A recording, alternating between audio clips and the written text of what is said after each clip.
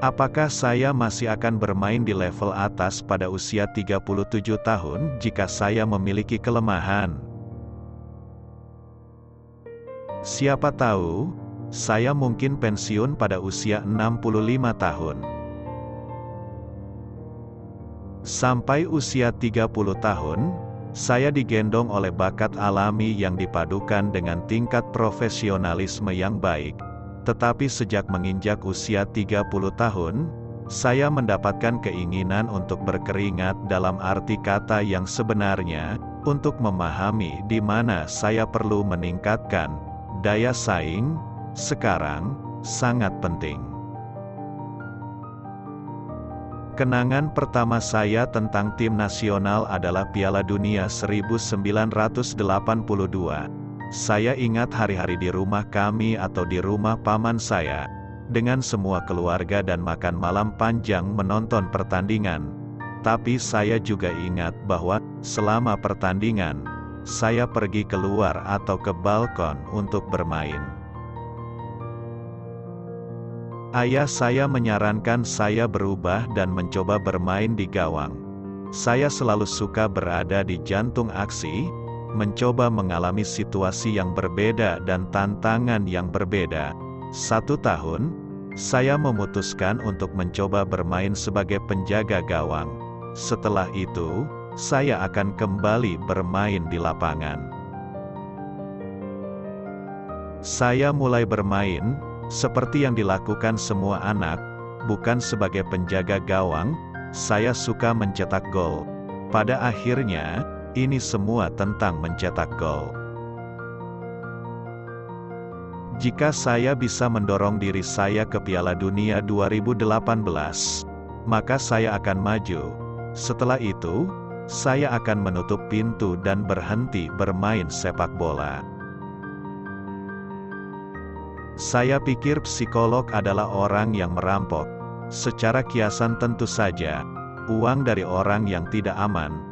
Tapi mereka tidak, mereka adalah orang-orang yang ada untuk membantu Anda.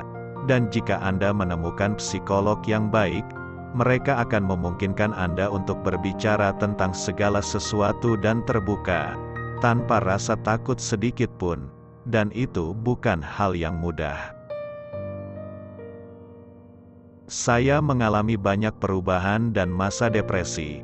Saya telah mencapai usia ketika saya harus tumbuh dewasa dan mulai menjalani hidup sedikit lebih serius, yang berdampak besar pada saya.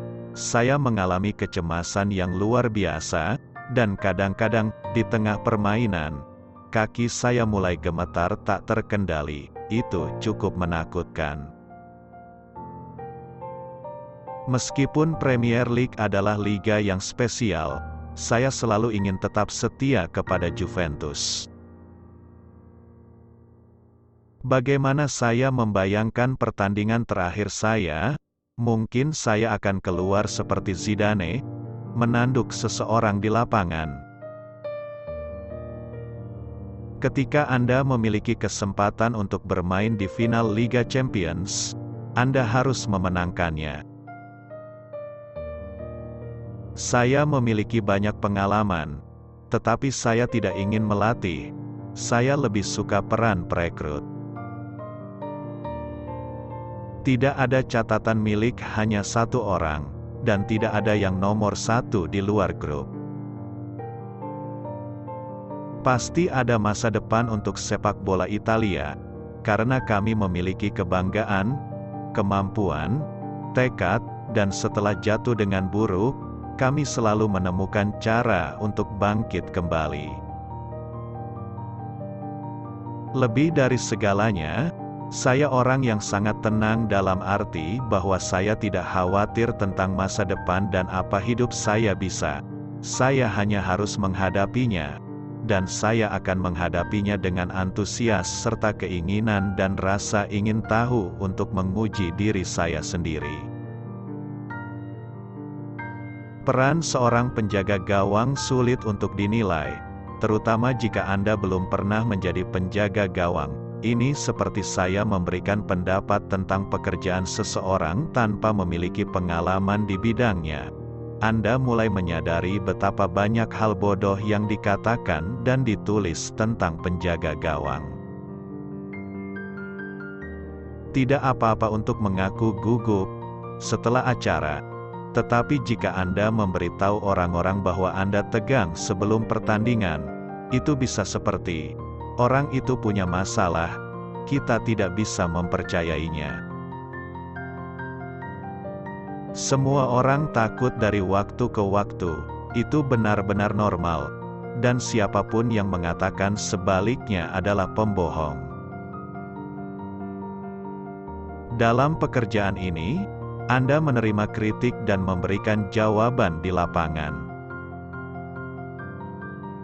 Saya tidak memberikan nasihat, karena saya selalu membuat kesalahan saya sendiri dan hanya akan menambah kekacauan lebih lanjut ke situasi.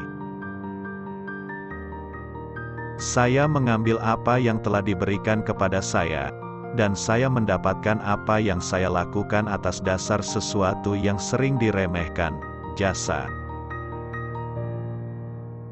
Saya sangat membenci striker. Yang penting adalah siap ketika tim membutuhkan saya. Selama saya bisa melakukan itu, saya menganggap diri saya puas dan bahagia. Tidak mencari alasan adalah hal yang benar untuk dilakukan. Saya telah melakukan banyak kesalahan, dan saya masih melakukan kesalahan, tetapi saya tidak malu untuk mencari alasan di balik kesalahan itu. Ketika Anda pergi ke suatu tempat dan berpikir itu akan menjadi yang terakhir kalinya Anda ke sana, Anda selalu lebih menghargai keindahannya dan ingin mengkristalkan emosi yang akan Anda simpan selamanya. Saya tidak turun ke lapangan untuk membela diri dari kritik tertentu. Jika saya melakukannya dalam karir seperti ini, itu karena saya sangat kritis terhadap diri sendiri. Menurut pendapat saya, semakin sedikit kiper hebat karena, sehubungan dengan ketika saya memulai, mereka harus melakukan lebih banyak dibandingkan dengan di masa lalu. Bahkan jika saya ditawari 2 kali gaji saya di tempat lain, saya akan tetap di Juve.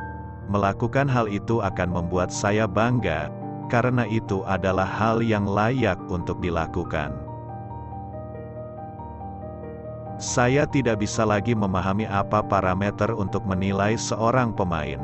Semuanya terlalu acak dan di tangan siapapun yang memiliki lebih banyak uang.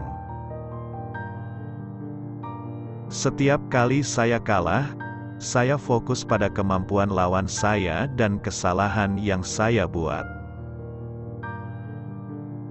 Saya tidak bisa menghargai siapapun yang menciptakan kontroversi atas hal-hal yang tidak ada. Saya dapat mentolerir kontroversi atas hal-hal yang benar-benar terjadi, tetapi tidak atas hal-hal yang tidak ada. Saat Anda berada di lapangan, Anda harus memberikannya. Tidak masalah apa yang berpotensi dapat Anda berikan atau apa yang mungkin dapat Anda berikan di masa depan. Anda harus mengirimkannya di sana dan kemudian. Untuk para penggemar, tidak peduli bagaimana Anda dipandang sebagai pesepak bola, idola. Jadi tidak ada yang berpikir untuk berhenti dan bertanya, "Hei, apa kabar?" Lapangan adalah bagian permainan yang paling indah. Itu memberi Anda emosi yang membawa makna hidup. Pada akhirnya, Anda harus sedikit masokis untuk menjadi penjaga gawang, seorang masokis dan egosentris juga.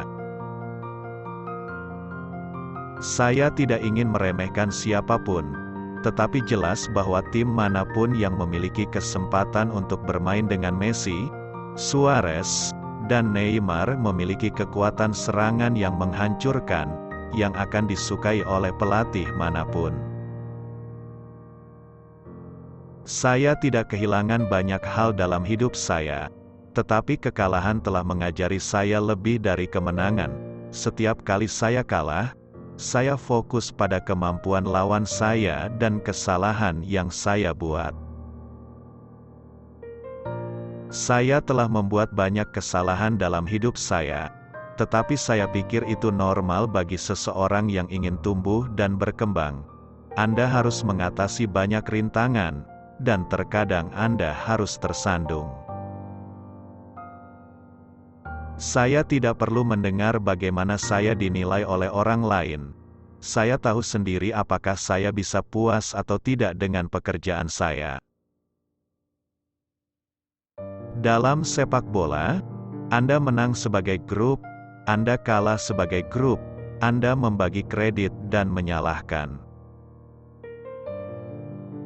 Seringkali, ada kesalahan ketika seorang jurnalis atau penggemar dan kadang-kadang bahkan seorang pelatih yang tidak pernah menjadi penjaga gawang melihat umpan silang di kotak 6 yard dan mengatakan dia harus keluar. Orang tidak keberatan Anda merasa rendah diri jika Anda masih tampil, tetapi jika Anda terlalu banyak berbagi, dan tiba-tiba kinerja Anda menurun, saat itulah mereka mulai meragukan Anda.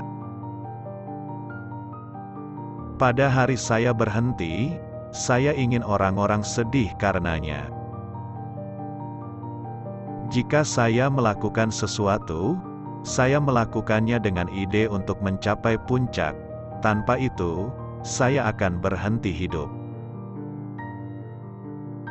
Saya tidak kehilangan banyak hal dalam hidup saya, tetapi kekalahan telah mengajari saya lebih dari kemenangan.